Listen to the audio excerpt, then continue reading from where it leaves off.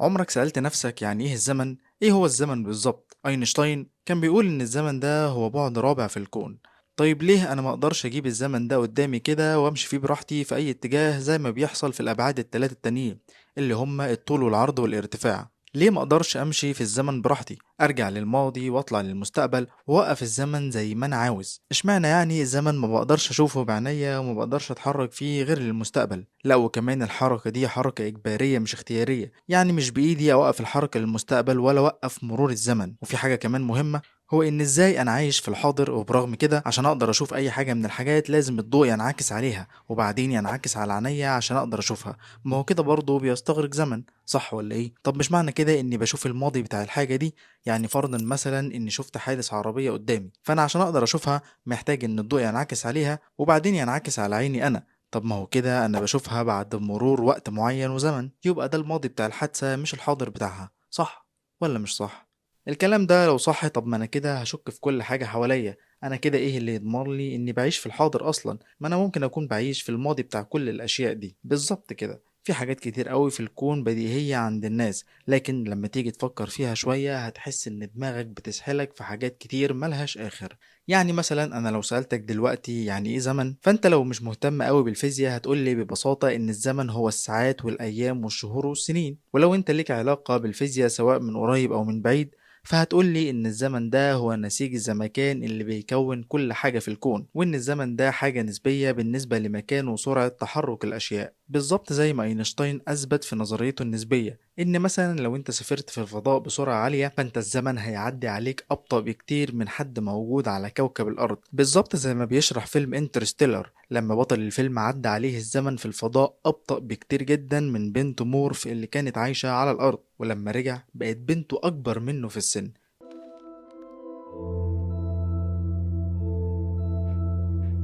Make him stay, Merv.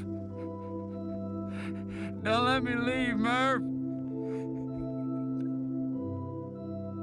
Don't, don't let me leave, Merv. مش بس كده، ده انت كمان لو عايش في كوكب كتلته اقل من كوكب الارض زي كوكب المشتري مثلا، فالزمن هيعدي عليك ابطأ من الناس اللي عايشة في كوكب الارض. فتعالوا نتكلم شوية عن مفهوم الزمن في النسبية وميكانيكا الكم، ونفهم شوية حاجات ممكن تكون ملخبطانا حبتين. بس قبل ما نبدأ بفكرك بشيء مهم جدا بالنسبة لي، انك تعمل لايك للفيديو وسبسكرايب لقناة مسلماينز لو انت اول مرة تشوفني يعني. الموضوع ده مهم جدا عشان اقدر استمر في تقديم المحتوى ده بأفكار أفضل إن شاء الله. في القرون الأولى كانت مسألة حساب الوقت بتعتمد على ملاحظة الإنسان لظواهر معينة، بمعنى إن مثلا اختلاف شكل القمر على مدار الشهر كان بيوضح أو بيبين التوقيت اللي الإنسان بيعيشه في خلال الشهر. كمان اختلاف حرارة الجو مع مرور الوقت كان بيبين لنا احنا عايشين في فصل ايه، واللي بدوره كان بيساعد الإنسان في معرفة هو امتى يزرع وامتى يحصد. ومن هنا مثلا بدأ التقويم الشمسي واللي فيه الأرض بتلف حوالين الشمس لفة كاملة كل 365 يوم تقريبا. الحاجات دي كلها احنا طبعا لسه ماشيين بيها لحد دلوقتي، لكن مع شوية تطور، لأن الزمن بالنسبة لنا دلوقتي بقى متقسم لأيام وساعات وحتى دقايق وثواني. وده من وقت ما العالم جاليليو لما اخترع ساعة البندول، واللي كانت البداية لحساب الوقت بالشكل اللي نعرفه دلوقتي. كل الكلام ده جميل ورائع، لكن لما نحب نتكلم عن الزمن بشكل علمي فاحنا أكيد هنجرده من أي حاجة ليها علاقة بالملاحظة وفصول السنة وكل الكلام ده. عشان نتكلم عن الزمن بالشكل العلمي أو الفيزيائي اللي المفروض نتكلم عليه بيه، فاحنا هنتكلم من اتجاهين. الأول هو النظرية النسبية لأينشتاين، والتاني هو ميكانيكا الكم. في البداية وزي ما كلنا عارفين إن إسحاق نيوتن كان شايف إن الزمن مطلق في أي مكان في الكون، يعني الدقيقة اللي هتعدي على واحد موجود في نقطة صغيرة في كوكب صغير في مجرة درب التبانة هي الدقيقة اللي هتعدي على أي كائن موجود في أبعد نقطة من أبعد كوكب موجود في أبعد مجرة في الكون. لكن أخونا ألبرت أينشتاين أثبت عدم صحة الكلام ده، وإن الزمن نسبي ومش مطلق، بمعنى إنه بيتغير بتغير المكان وسرعة حركة الأجسام. بمعنى إن الإنسان لو بيتمشى في مكان ما فهو ممكن يقول أنا بتمشى في الزمن الفلاني، وممكن برضه يقول أنا بتمشى في المكان الفلاني. لكن لو أنت بتتمشى في الزمن فالزمن بيحصل له تمدد حسب كتلة الجسم بتاعك وسرعتك، بمعنى إن كل جسم ليه كتلة معينة وسرعة معينة، الزمن بالنسبة له بيتغير حسب السرعة والكتلة دي. لكن النقطة المهمة هنا إن تمدد الزمن ده بيحصل للمستقبل بس، يعني انت بتتحرك في الزمن من الحاضر للمستقبل بس، ومش بتقدر ترجع للماضي مثلا. وعشان نكون بنقول المعلومة كاملة، فانت نظريا تقدر ترجع بالزمن للماضي، لكن ده عمليا شيء مستحيل، لانك محتاج تتحرك بسرعة اكبر من سرعة الضوء.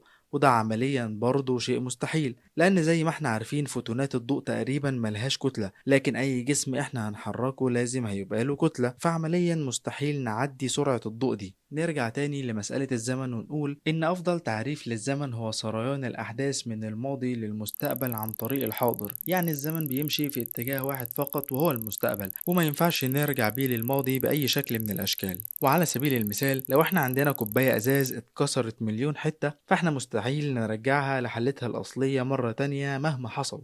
مستحيل نرجع بالماضي عشان نرجع الكوباية دي زي ما كانت. يعني الزمن عامل زي جسم بيتحرك في اتجاه واحد ومش بيقف، واتجاه الجسم ده دايما لقدام. تمام كده؟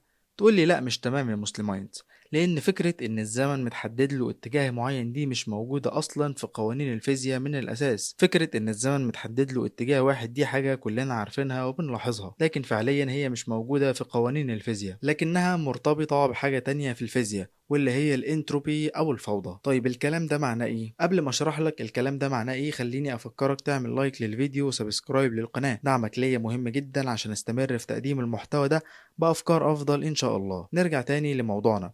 ايه علاقة العشوائية أو الفوضى بموضوعنا؟ القانون التاني من الفيزياء الحرارية بيقول إن أي نظام بيمشي في اتجاه واحد بيكون عبارة عن مقدار التغير في العشوائية أو الفوضى. بمعنى إيه؟ بمعنى إن الطاقة دايما بتستخدم بالطريقة اللي تخلي النظام يتحول للحالة العشوائية دي، بالظبط زي مثال الكوباية اللي اتكلمنا عليه. هنا الطاقة تم استخدامها لتحويل الكوباية دي لحالة أكثر عشوائية من اللي كانت عليه، صح؟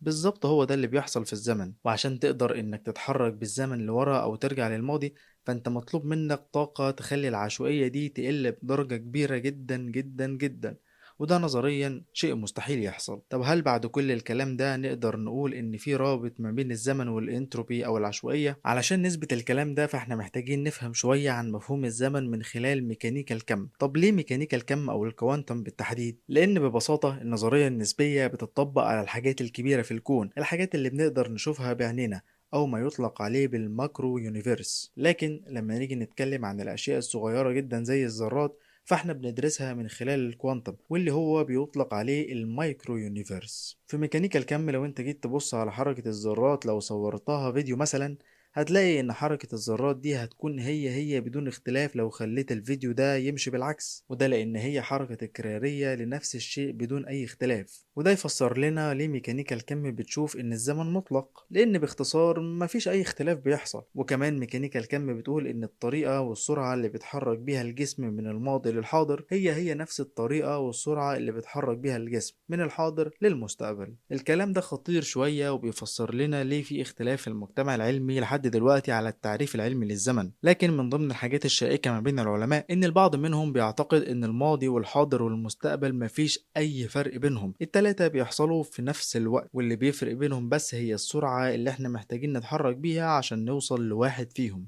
وبالمناسبة ده الاعتقاد اللي كان بيعتقده اينشتاين زمان. الكلام عن الزمن والنسبية وميكانيكا الكم شيق ومثير لأقصى درجة ممكنة، لكن الأهم من كل ده إن الواحد بعد ما يسمع كل الكلام ده يقول سبحان الله، سبحان الله اللي خلق الكون ده كله بكل التفاصيل دي بدون أي غلطة واحدة بس. سبحان الله اللي بيخلينا يوم عن يوم نتعلم ونتعرف على شيء جديد من العلم، نتعرف على شيء جديد من بحر علمه ومعرفته اللي عمرها ما هتنتهي أبدا.